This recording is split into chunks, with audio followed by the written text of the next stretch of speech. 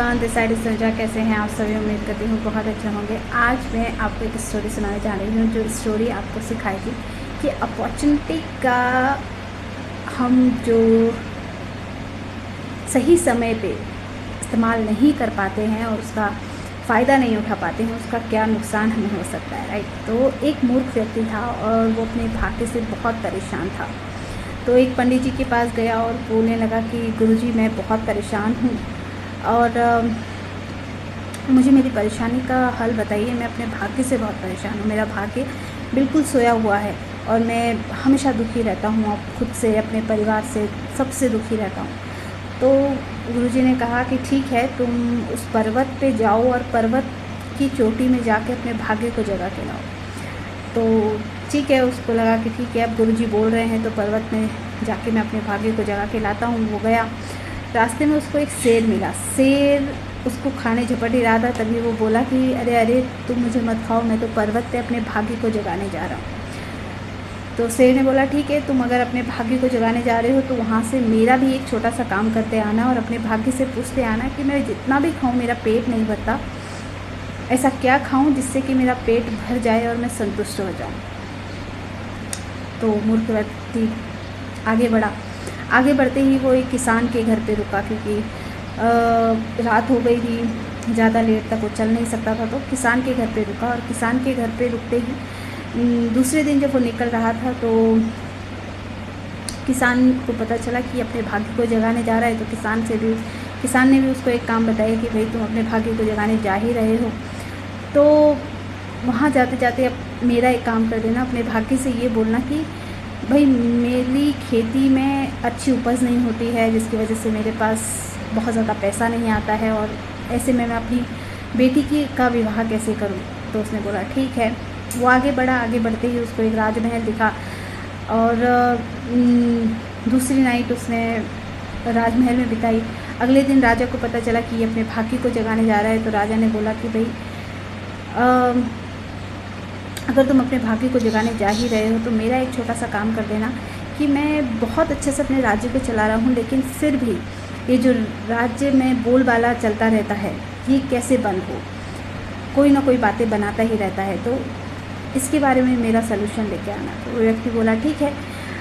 वो आगे बढ़ा और धीरे धीरे वो पर्वत पे पहुँच गया और अपने भाग्य को झकझोर के लेकर आया अपने साथ। और जब वो वापस आ रहा था अपने भाग्य को साथ में लेते हुए, तो फिर से वही राजमहल में गया और राजमहल में एक रात रुका और राजा को सारी कहानी बताई। और राजा को बोला कि भाई तुम एक लड़की हो, अगर आप किसी सही व्यक्ति से विवाह कर लोगे और फिर इस राज्य को चलाओगे तो कोई भी बोलबाला नहीं होगा, इसलिए तुम लड़की होके राजा बनी हुई हो, इसलिए तुम्हें एक पुरुष का साथ ज़रूरी है। तो उसने बोला ठीक है, अगर मुझे पुरुष का साथ चाहिए तो तुम मुझसे विवाह कर लो।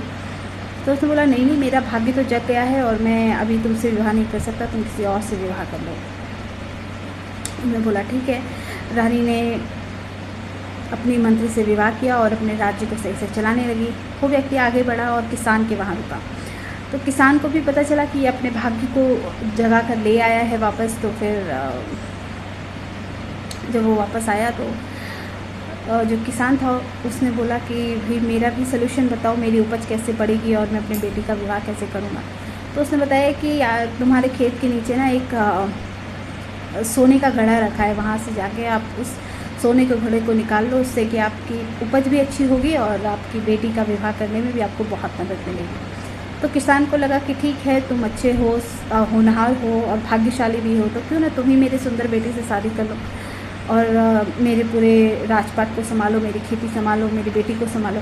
तो बोला नहीं नहीं, मैं तो भाग्यशाली बन गया हूँ और मैं बहुत मेरा भाग्य जग गया है, तो मैं अभी तुम्हारी बेटी से विवाह नहीं कर सकता, तुम किसी और से अपनी बेटी का विवाह कर लो। और वो आगे बढ़ गया। तो किसान ने भी अपनी बेटी के लिए एक अच्छा लड़का ढूंढा और उसका विवाह कर लिया और वो भी अपने जीवन यापन को अच्छे से जीने लगा। अब वो गया शेर के पास। तो जैसे ही शेर के पास रुका और शेर ने उसकी खातिरदारी की बहुत, तो उसकी पूरी कहानी सुनी, जर्नी सुनी कि किस तरह का जर्नी उसका रहा। तो उसने बोला कि भाई आप मेरी प्रॉब्लम का सलूशन बताओ कि मैं ऐसा क्या खाऊं जिससे मेरा पेट भर जाए। तो उसने बोला कि भाई तुम अगर ऐसे मूर्ख व्यक्ति को खा लो जो बहुत ज़्यादा मूर्ख हो, तो तुम्हारा पेट भर जाएगा और तुम संतुष्ट हो जाओगे। जब शेर ने उसकी पूरी जर्नी सुनी, पूरी कहानी सुनी, तो उसको ये समझ में आ गया कि इससे बड़ा मूर्ख व्यक्ति तो मुझे इस संसार में मिलेगा नहीं, जिसने दो बार अपॉर्चुनिटी मिलने के बाद भी उस अपॉर्चुनिटी को एक्सेप्ट नहीं किया, सिर्फ इसलिए कि उसका भाग्य जग गया है और इसी पागलपन में उसने अपने भाग्य को नकार दिया।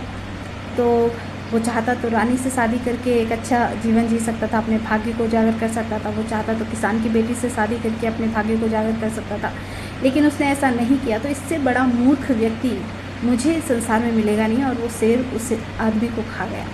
तो कई बार हमारे साथ भी ऐसा होता है, हमारे सामने हमारी अपॉर्चुनिटी रखी होती है, पर हम उस अपॉर्चुनिटी को गेन ही नहीं कर पाते और हम अपने भाग्य को दोष देते रहते हैं, राइट ना। तो अगर सामने कोई अपॉर्चुनिटी है तो उसको जल्द से जल्द, जितना जल्दी हम उसको एक्सेप्ट करें और उस पर काम करना शुरू करें, तो हमारे जीवन को बदलने से भी कोई नहीं रोक सकता। All the best.